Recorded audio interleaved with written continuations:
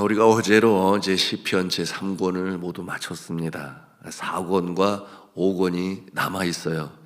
그래서 150편으로 이루어진 시편 이제 3권을 마치고 잠깐 쉬었다가 다시금 돌아오도록 하겠습니다. 그리고 이제 다음 주간부터는 새로운 성경책 다니엘서를 시작하고자 합니다. 지금까지 제가 장별 강해 설교로 구약과 신약을 오가며 묵상하게 되었어요. 그리고 이제 남아있는 성경책이 36권 중에 8권이 남아 있습니다. 8권을 마치면 신구약 성경 전체를 마치게 되는 것입니다. 이 같은 새벽 기도의 시간에 함께 주의 말씀을 묵상하시며 기도하시는 여러분들로 인하여 저는 또 힘을 얻고 또 격려를 받습니다.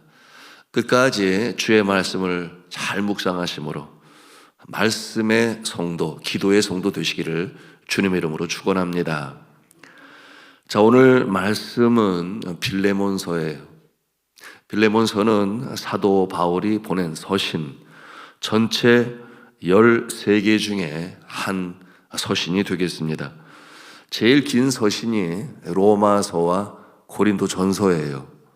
16장으로 이루어져 있습니다. 우리가 생각하는 서신 또는 편지라고 생각할 때 16장이나 된다니 너무나 길다. 편지가 이렇게 길 수가 있을까? 놀라지 않을 수 없어요.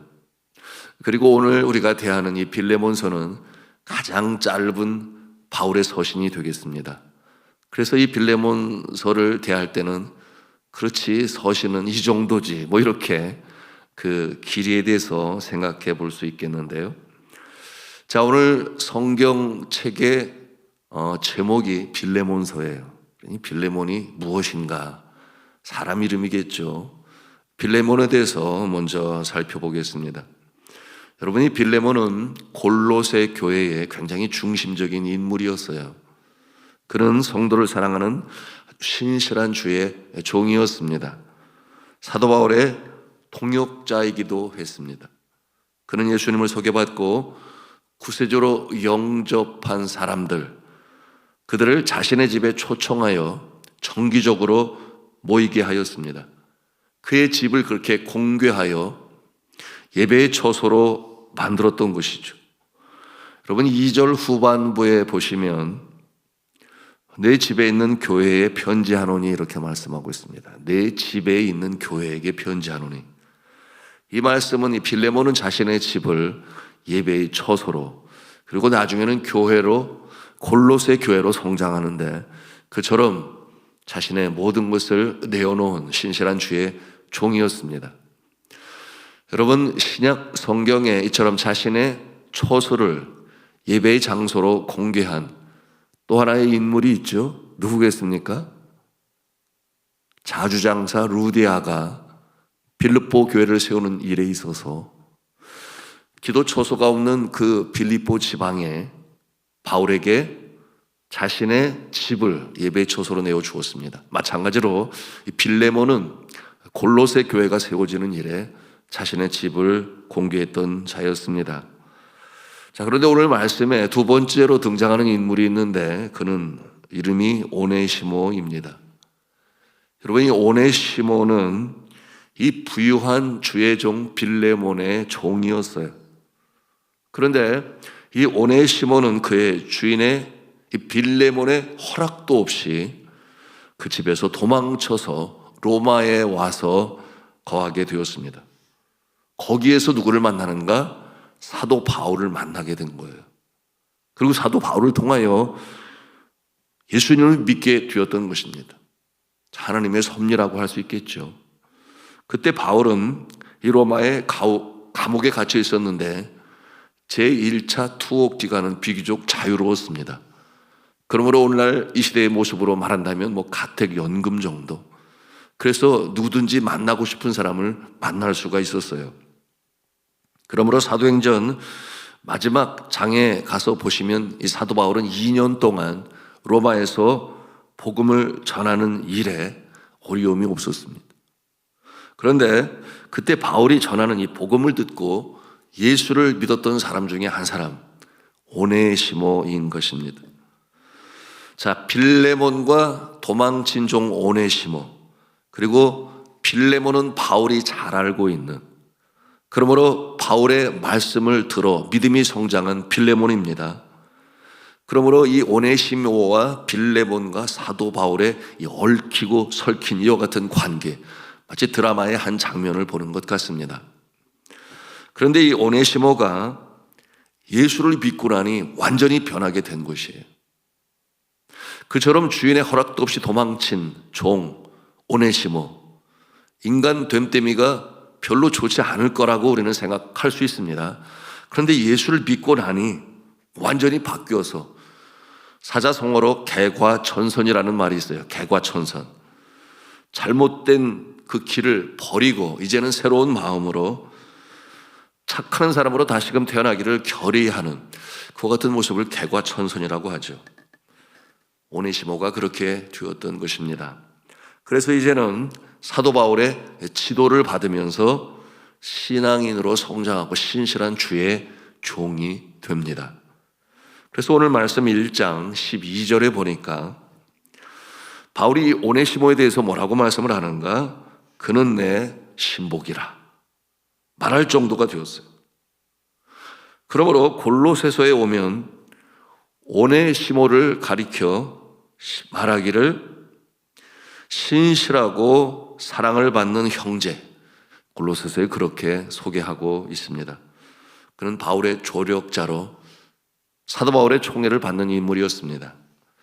그러나 변한 것은 변한 것이고 도망친 종은 도망친 종의 모습 아니겠습니까? 이 문제가 해결되어야 되지 않겠어요? 이제 예수 믿고 개과천선을 했으니 여전히 남아있는 이 빌레몬 주인을 향한 이 빚, 이 청산을 해야만 합니다. 그러므로 사도 바울은 오네시모를 이제 주인된 빌레몬에게 보내고자 하는 것입니다. 그러면서 정중히 부탁을 해요. 오네시모를 용서해 주세요. 이제는 그가 주의 종이 되었습니다. 나에게는 필요한 통역자가 되었습니다.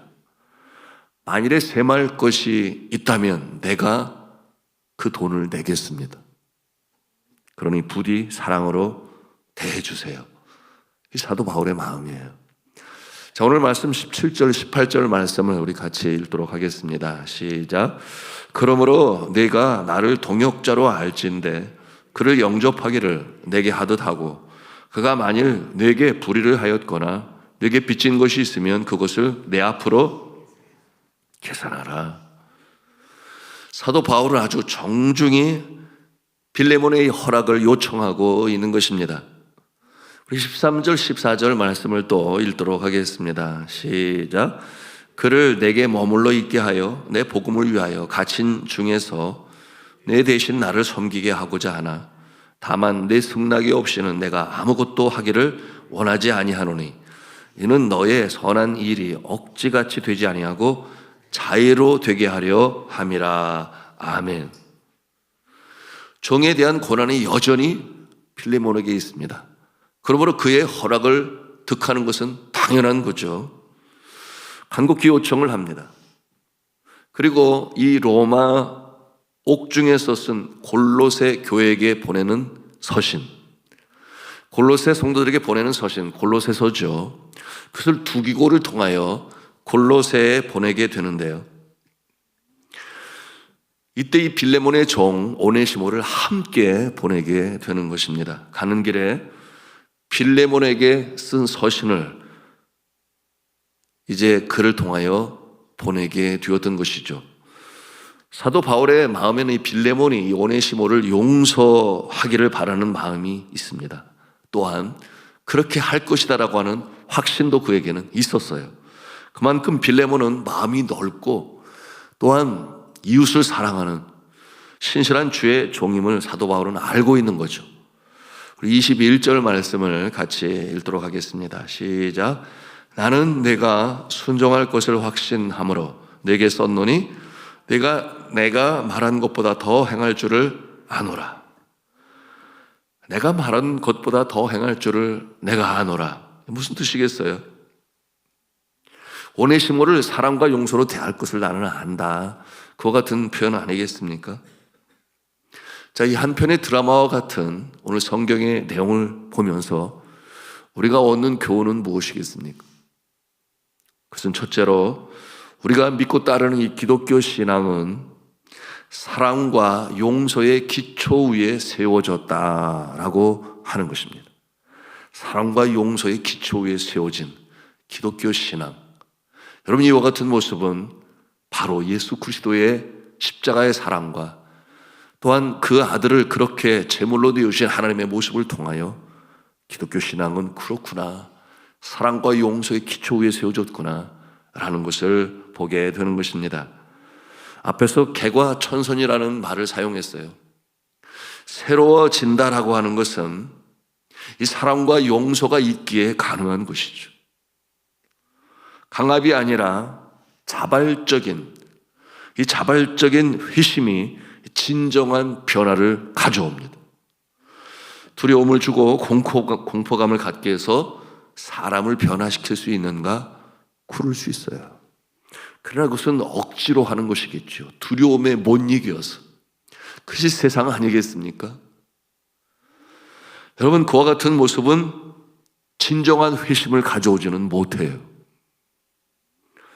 두려움을 주고 공포감을 통해서 사람을 변화시킨다.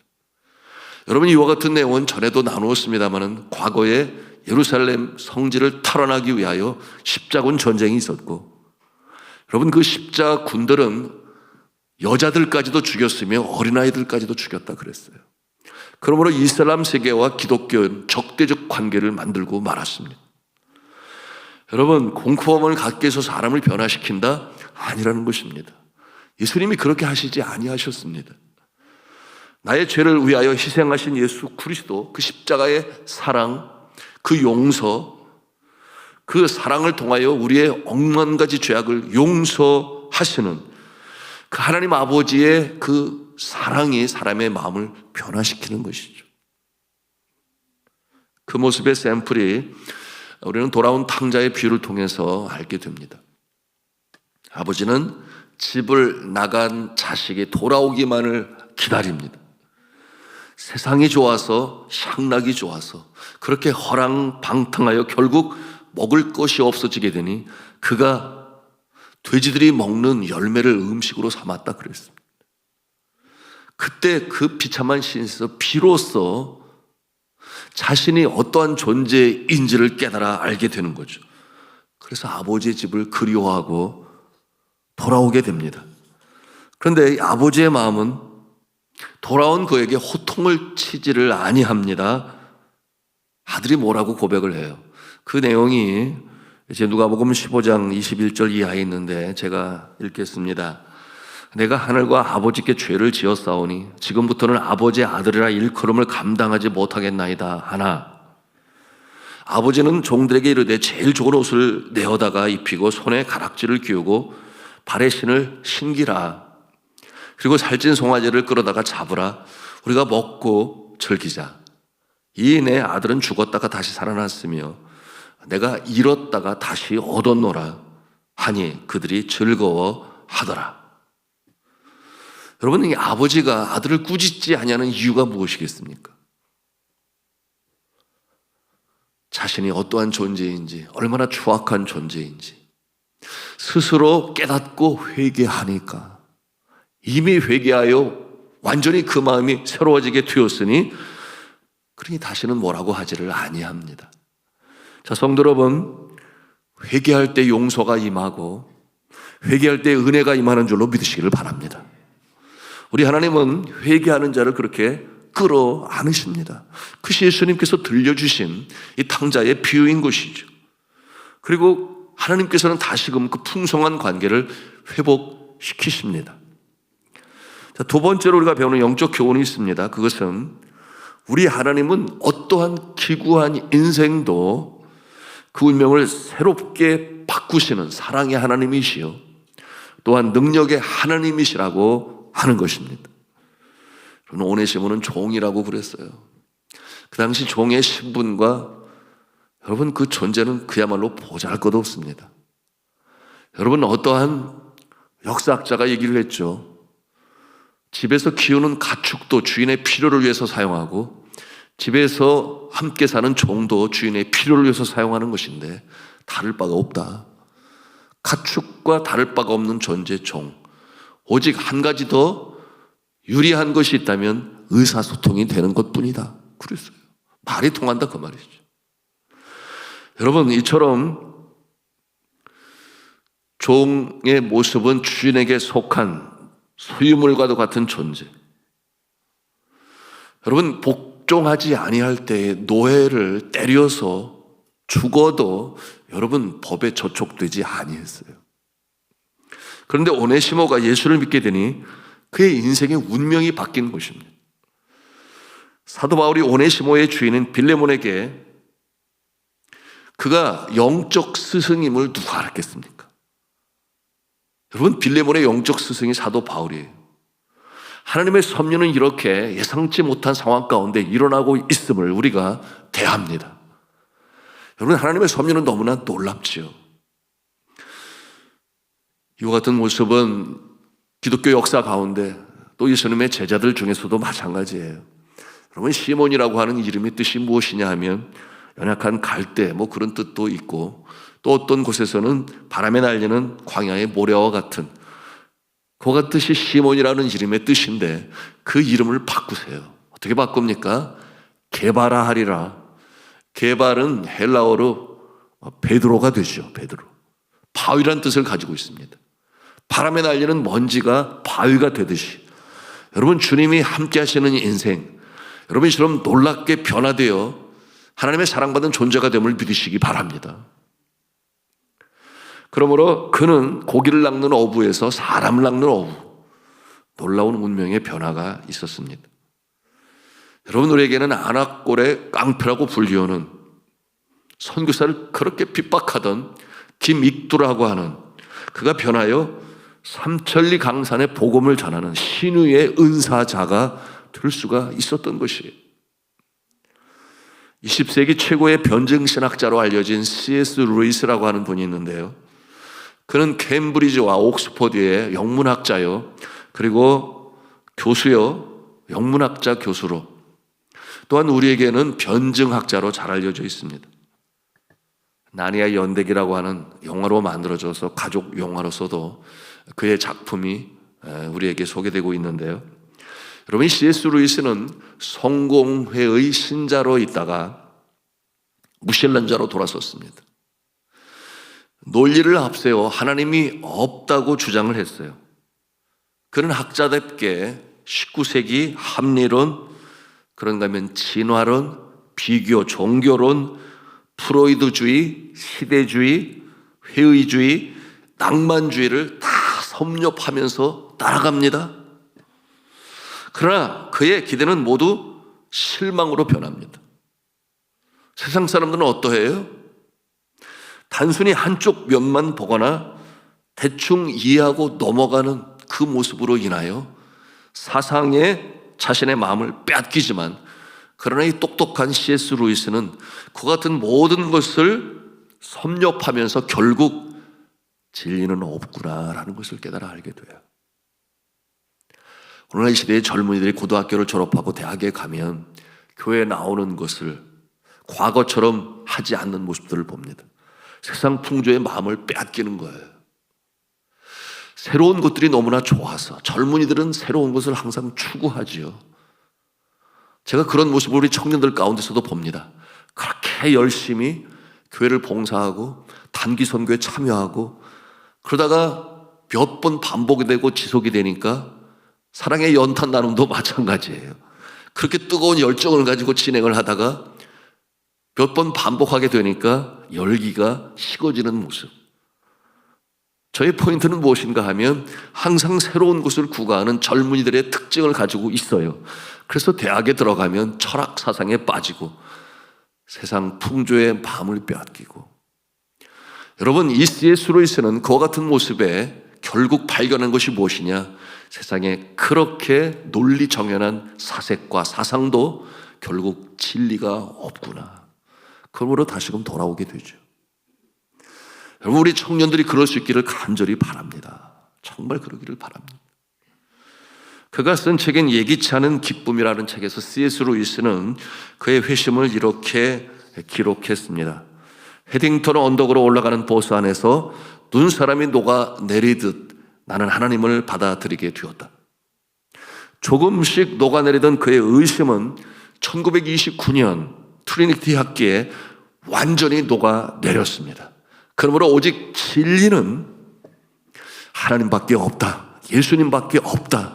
그러므로 그는 아주 유명한 변증신학자로 설 수가 있었습니다. 어떠한 사상도 그의 말씀에 입각한 논리 앞에 설 것이 없었어요. 가장 지적으로 뛰어난 청년의 시기에 우리 청년들이 그랬으면 얼마나 좋을까. 이 새벽에도 우리가 기도해야 하겠습니다. 자, 그러므로 C.S. 루이스는 마침내 하나님을 하나님으로 인정한 진정한 그리스도인이 되었고 그의 인생이 변했습니다.